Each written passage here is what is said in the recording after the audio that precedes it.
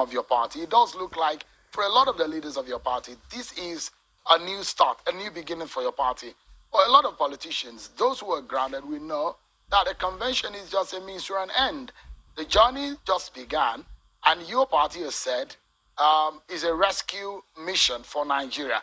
What does that agenda mean? In the first instance, I agree with you that it's just the beginning. But the beginning is a good start because we have a very, very friendly national convention in which most of the positions actually were likely the persons contesting were returned unopposed. They're setting for 3 out of the 21. So that sends the right message. It's the right communication to Nigerians that PDP is truly ready. The rescue mission is about our country. We do know exactly what we're in at the moment. There's so much crisis in everything. Crisis in insecurity, crisis in the economy, and a lot of people are truly very hungry. The number of them employed is growing by the day. The youths are becoming very restive, and they are no longer comfortable with the country they call their own. So when you look at all these things and the fact that the economy is thriving every day, and when you look at the kind of budget that is being presented to Nigerians, there is cause to worry that it is something that cannot actually take us in the right direction. So there are lots of issues, and most particularly the insecurity issue in the land, which is growing worse by the day, and that is beginning to impact very negatively, even on the production in terms of agricultural produce. And that is not good enough for our country, because from real insecurity, we may find ourselves in the next few years going to food insecurity. And that will probably be the worst of everything that we can have as a nation. So looking at the totality of all this, you definitely agree with me that we need to retrieve Nigeria from the pathway that we're taking at the moment. It's not the best for us. And I think it's agreeable by all Nigerians that something needs to be done. And that's why we have presented ourselves as a credible alternative to take Nigeria back to the path of progress, to take Nigeria back to a situation where people can begin to build hope for tomorrow. As of today, a lot of our youths, a lot of Nigerians they're feeling very, very bad about the nation. And this kind of situation is not the best for us. We need to recreate hope.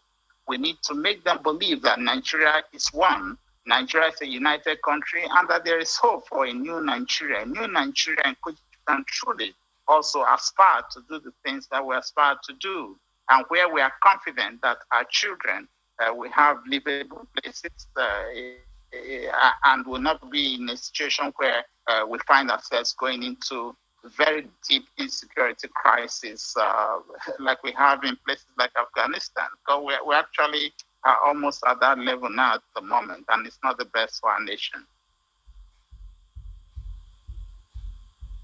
I mean, for someone like you, you are a very, you've been in the PDP for years and years. And after every major convention, there's always the need to clear the table of some of the issues that are left. For example, the absence of the former president, Goodluck Jonathan, his vice, Namadi Sambo. Naturally, these are supposed to be the leaders of the party because your party does not have a sitting president. But those two were conspicuously absent at that convention, which to some analysts, they believe that something is still wrong with the PDP in terms of cohesion, in terms of unity. How do you explain that kind of absence of such political figures that should be leading the ranks of the PDP? In the first instance, I believe that communications were made with the former president, Goodluck Jonathan, who already had some prior engagement outside the country. He had promised I was going to look at this program to see if he would be able to attend, but at the last moment, 2 days to the time on Thursday, we were informed by the governor of Bayelsa State that he would be unable to attend the convention because he had previously giving commitments somewhere outside the country, and he had to meet up with that. However, I think that the PDP is very cohesive, and we're working together.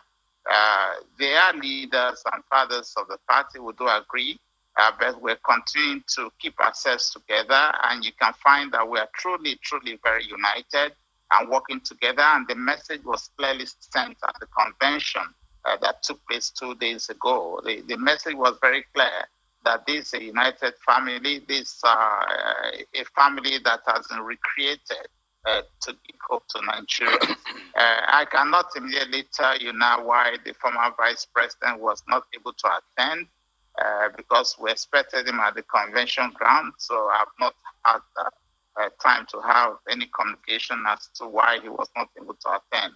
But you're also very much aware that PDP is still very strong in Kaduna State, where he comes from, and I'm not aware of any real issues in the place. I do hope that he may have had some reasons why he was not able to attend, and that we can find out later. In the run-up to the 2015 election, the dominance of governors in the PDP, to a large extent, some will blame the problem of the PDP at that time to the dominance of the governors. And you can also see the dominance in this very convention.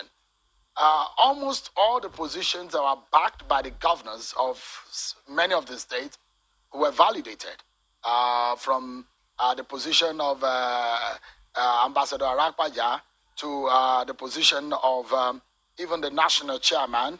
I mean, there are a lot of these positions that we knew the stance of the governors and how they stood.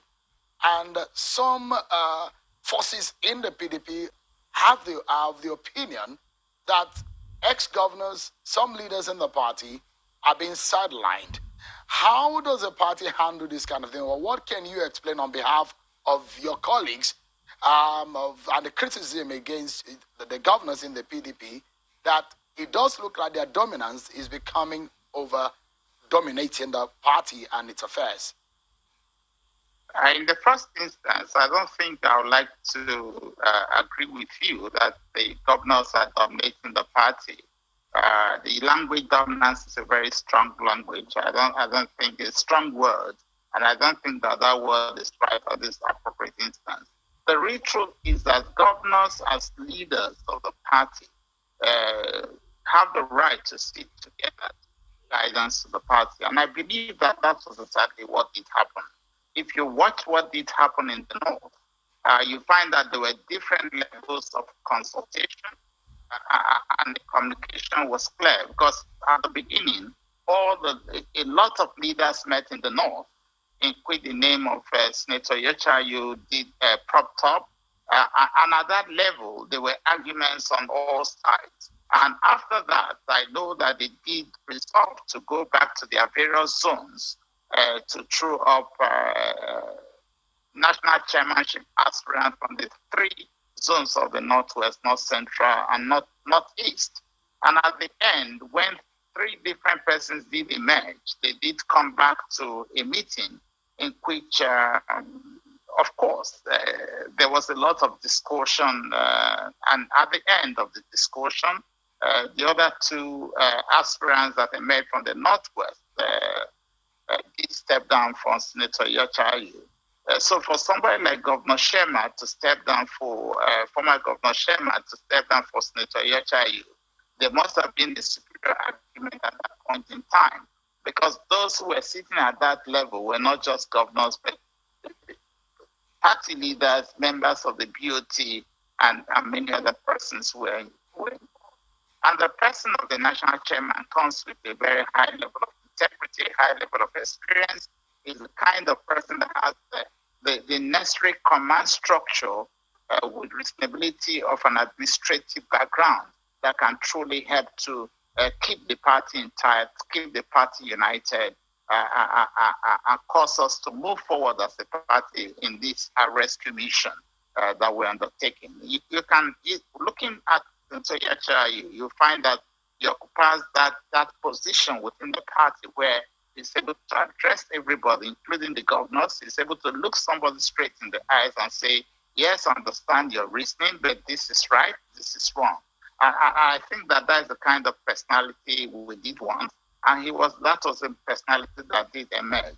It's a good thing for a party, and I do know that it went through various levels of consultation beyond the governors. The choice was actually not made by the governors; it was made by the North and And by the time his name was thrown up to those of us in the South, we're happy that we made the right choice because he's a good man, knowledgeable, a man of real that has the integrity level that we really need at this point in time. And looking through most of the positions that eventually went to the various zones, I know that there were different levels of consultation, including the positions in the South. We did meet, we did zone the positions, and everybody went back to its various zone to communicate the zoning to the various positions. That's why you find that even some states that don't have governors, sitting governors, came up with very strong positions in the national working committee because of the different levels of consultation. We had enough time, knowing that we're in troubled times, and the fact that if you say you're going for a rescue, you must keep the house in order.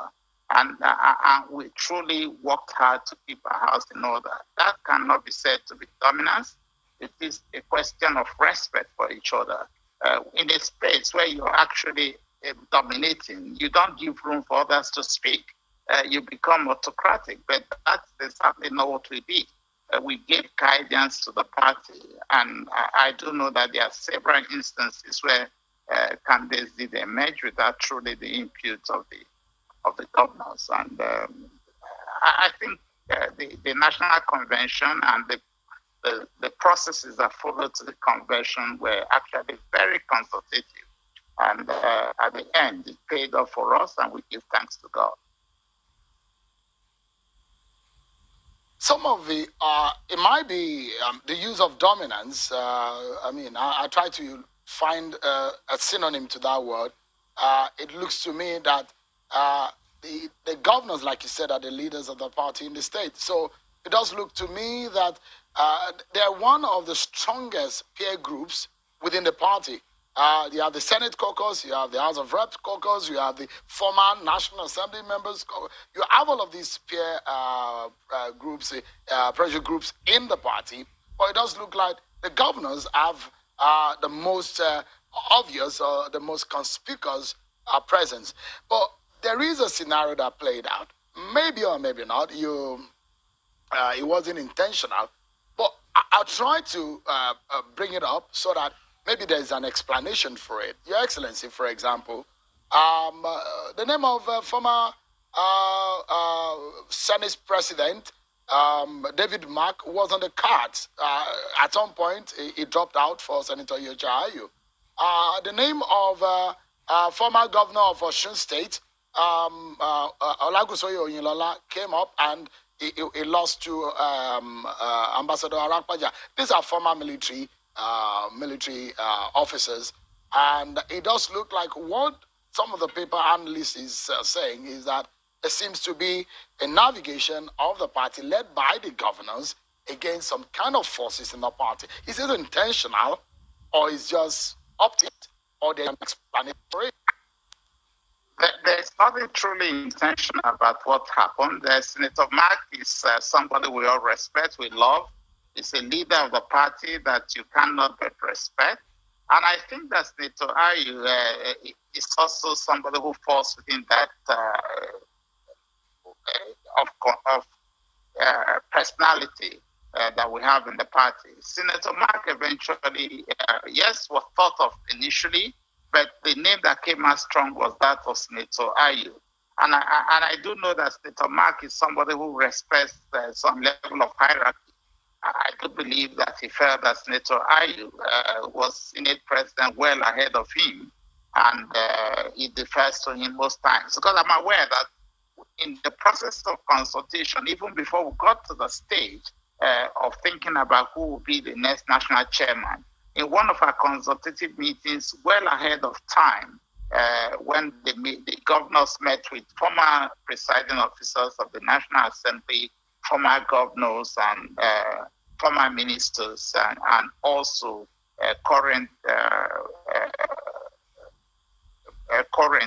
officers of the National Assembly, when somebody had to speak for the group, Senator Mark actually deferred to Senator Ayu to speak for the group. That is the kind of personality that Senator Mark is. And that also means that he has a lot of respect for Ayu.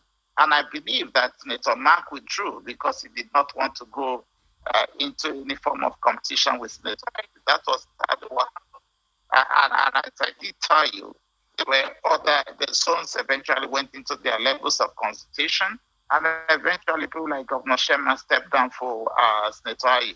I think that's a clear democratic path, a consensus built out of the fact that we wanted the best. We wanted somebody who had a command structure with reasonability of enough administrative capacity to take the party at the moment. As to what happened in the Southwest, yes, there were different levels of consultation. The name of Oyinlola did come in, Arapaja did come in, but in the wisdom of the leaders of the Southwest and the governor, who is the leader of the zone, he has certain reasons to believe that it was best to push Arapaja at this moment. And I think that issue is settled. Oyinlola is a fine gentleman, and what he opted for was that he would like to run the race to the end, for which we respected his views. If you work during the convention, all the governors, former Senate presidents, Senator Mark, Senator Bulukola Saraki, we all walked up to him to try to talk to him at the last moment. And he reassured us that he was happy with everything as it was going, that he just wanted to present himself. He would rather want to win or lose on the convention ground.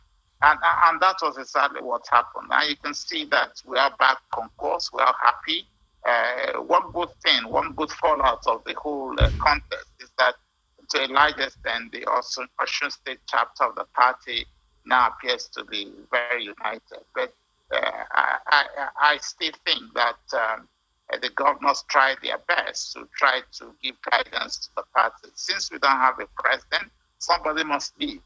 And in trying to lead, it had to be a collective leadership to be able to get to where we are. If we left it loose, it would look like a ship without a captain, and that would not be right for us. But we were sure that at every point in time, there were various consultation levels. We had meetings with all the groups that you talked about now. Before the final decisions were taken, we had meetings with all of them. And those meetings were held on Wednesday and Thursday last week. And all right. I think Your Excellency, to wrap up this conversation, we just have about 60 seconds or so. I'd like to ask you, there has been suggestion as to whether or not your party needs some kind of rebranding, maybe a change of name, considering the allegations by the APC that your party brought Nigeria into the mess that it is right now and they're trying to fix it. That's what the APC alleges. Now, the question is that how will your party be able to navigate through that moment of wanting to rescue Nigeria and telling Nigerians that you can do better than what the APC is doing presently? In the first instance, we are not competing with them anymore, because looking through the years of the PDP and looking through this past 6 years plus, the difference is clear that Nigerians, I believe that Nigerians are able to see for themselves that the PDP came in at a time when things were really very difficult, and we're able to build a foundation. And that foundation, we started building on that foundation that was laid by the Obasanjo's regime. And we went on. But apparently, it appears that everything is tumbling down. Everything is just going in the reverse in such a manner that is not good for our nation. The level of insecurity, the economy today, look at the time the PDP was in power and when we were living, the naira to the dollar level, and what it is today. There are too many issues, a lot of issues. We are getting to a state now where we are not even short of food, even for the middle class, not to talk of the very low class. The very high level of unemployment, farmers cannot even access their farms. That was not the situation.